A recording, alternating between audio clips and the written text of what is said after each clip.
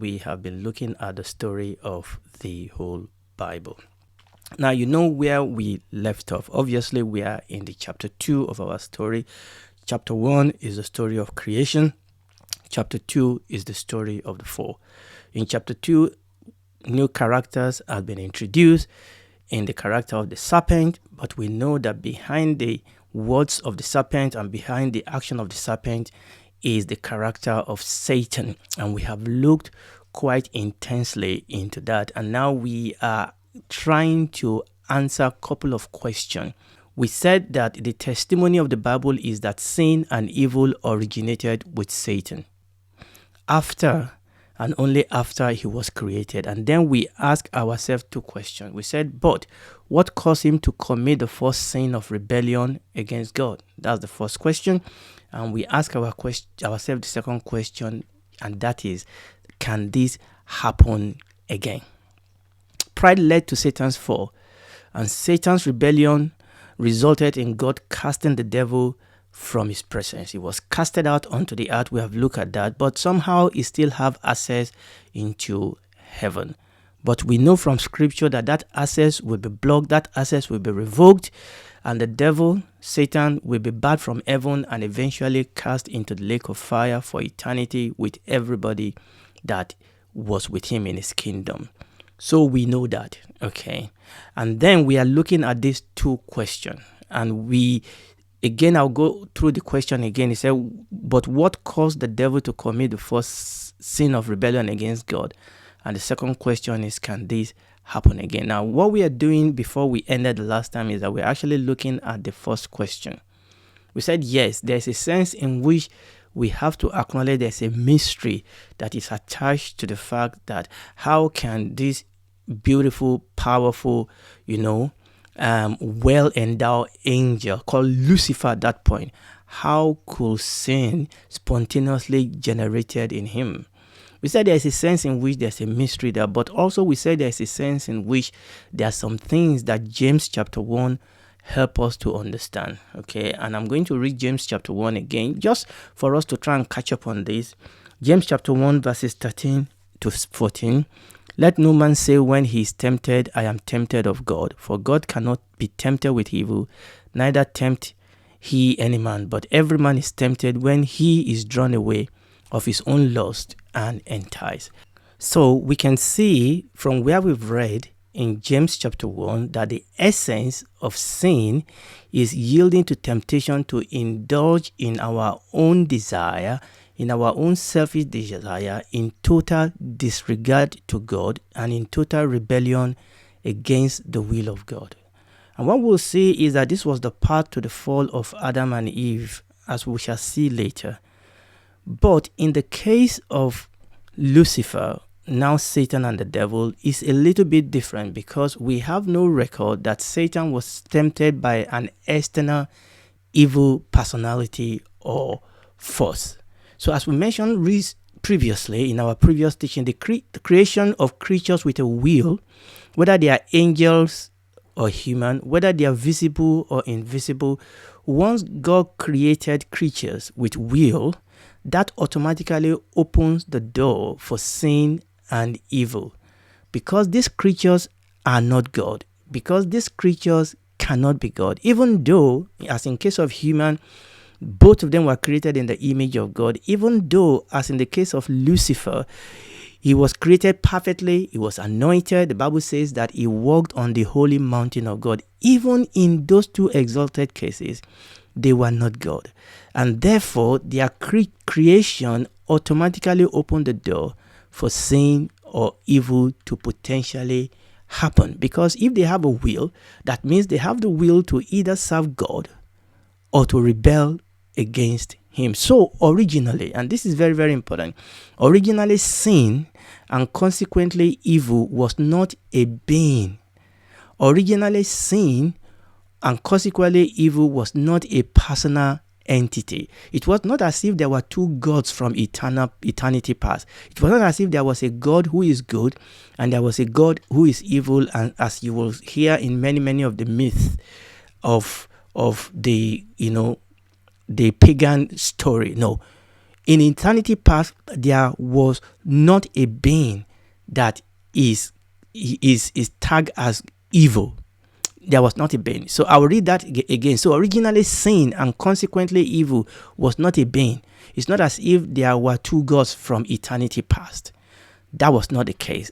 Sin was not an entity that had an independent existence of its own. What we have seen in the scripture is that good existed before evil. Good existed before evil, and good existed without evil. And as we can see in the absolute goodness of God, God is good. God has been good from eternity past.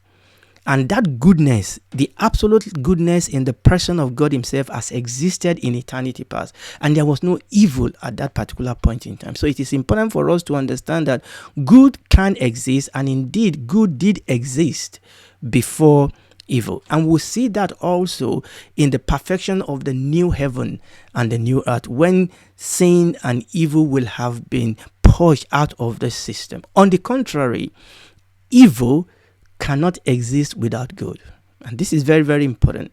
Okay, evil cannot exist without good, and evil did not exist until God created creatures that have independent will. Why can't evil exist without good? Because, as we have seen, evil is a perversion of what is good, and evil is a departure from God, who is good.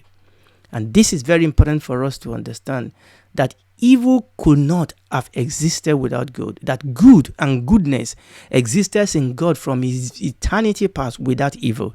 And that evil only existed when God created creatures, in angels and human with will. Because this evil is actually a perversion of the goodness of God, is a departure from the God who is good. And as we saw in James chapter 1 verses 13 to 14, the essence of sin is yielding to temptation to indulge in our own selfish desire in total disregard of God's will. So it is important for us to establish this, that evil is a perversion, a twisting of natures that God has created good. It's a twisting of the natures that God has created good, whether angelic or human. It is the act of the creatures' abuse of and deprivation of their own good nature that makes evil an actuality. The reason why evil became a thing is because the creature that God created that God created good, that God created in his own image, it is because of their abuse and the deprivation of their own good nature that makes evil an actuality. Since sin and evil then first originated in the core center and heart of Satan, since Satan was the first creature that actually rebelled against God, that actually used his will to rebel against his creature, sin and evil has then been totally personified in him. Now, I will read that again because this is important. Since sin and evil first originated in the core center and heart of Satan, sin and evil has been totally personified in him. So that is why he is called the evil one. That is why he's called the father of lies. That is why he's called the wicked one. That is why he's called the God of this world. It's not because he has existed from eternity as if he was a running mate of God. No, it is because he was the first one, because sin and evil originated first in him. Therefore, sin and evil has been totally personified in him. So he is the evil one. He is the father of lies. He is the wicked one. He is the God of this world. And the same way, sin and evil will be totally personified in one human. Now, the Bible says all have sinned and fallen short of the glory of God. But the Bible talks about a personality that is going to be revealed at the end of the history of the earth, called the Antichrist. Just like the one angelic being that totally personified, that evil is totally personified in him, is Satan. The same way, the Antichrist will be one human in whom sin and evil will be totally personified. Let us read this in the book of Thessalonians, chapter 2, and we're going to read verses 3 to 4 and then verses 8 to 10. Let no man deceive you by any means, for that day shall not come except there come a falling away first, and what that man of sin be revealed, the son of perdition, who opposeth and exalted himself above all that is called God, or that is worshipped, so that he has God seated in the temple of God, showing himself that he is God. And then shall that wicked, that's verse 8, and then shall that wicked be revealed, whom the Lord shall consume with the spirit of his mouth, and shall destroy with the brightness of his coming, even him whose coming is after the working of Satan, with all power and signs and lying wonders, and with all deceivableness of unrighteousness in them that perisheth, because they received not the love of the truth, that they might be saved. And you can see how this human, this Antichrist, this human who will be sin and evil personified, you can be seeing how he is so much associated with the person of the devil himself. In fact, if you read this, you will feel like everything that is written and spoken here about the Antichrist is something we have already seen in the person of the devil. The Bible call him the man of lawlessness, or the man of sin. The Bible call him the wicked, lawless one. And the Bible says by unlimited seduction to evil, and with all wicked deception, he will pervert, he will tempt people. And this is very, very important for us to understand. And what I am establishing here is that the Antichrist is the human equivalent, so to speak, of Satan. He mirrors the devil. He mirrors evil right from the core of his being. He is the human that is evil personified. He is evil personified in one human, just like we saw in the person of the devil. So we are establishing this fact so that we are looking at the origin of evil. And we are answering ourselves. Remember the question we're trying to ask ourselves, all right, when we started at the beginning. It said, what caused Satan to commit the first sin of rebellion against God? And we said, look, there's a part of this that we will never be able to explain. There's a part of this that is actually mysterious. But reading through the scripture, we begin to see, as it were, the genesis, as it were, the process by which Satan, as angelic being, became personified evil in himself, and that is going to be said about a person in history called the Antichrist. So this is what we know then. Let's put this together as a form of summary, that God did not create evil. God did not create evil. God is holy. God is good. God is perfect. He did not create evil. Number two, the existence of good precedes the appearance of evil. That is very, very important. The existence of good precedes the appearance of evil. Number three, sin and evil originated from the heart of Satan after it was created. It didn't need to be Satan. It could have been another angel. But the truth is that once God created this creature that have their will, any one of them could have rebelled. But none of them rebelled apart from Satan. Obviously, we know that he then was able to deceive 1/3 of the angels. We are going to circle back and talk about that because that will be important. So, number one, God did not create evil.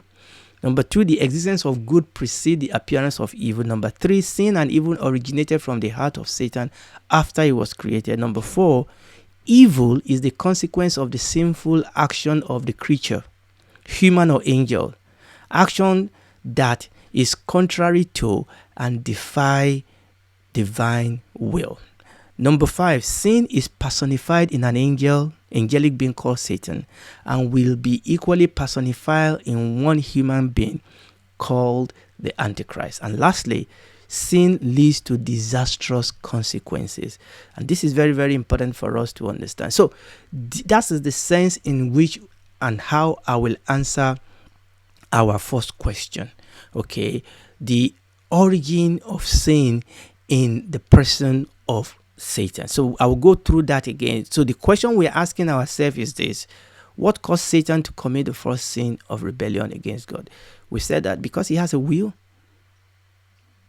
It could have done that. Any angel could have, but this happened to have originated in the person of the devil himself. But we realize that even though he originated with the devil, and even though he succeeded in deceiving 1/3 of the angel and causing them to fall with him, remember, 2/3 of the angel, number one, did not rebel with the devil.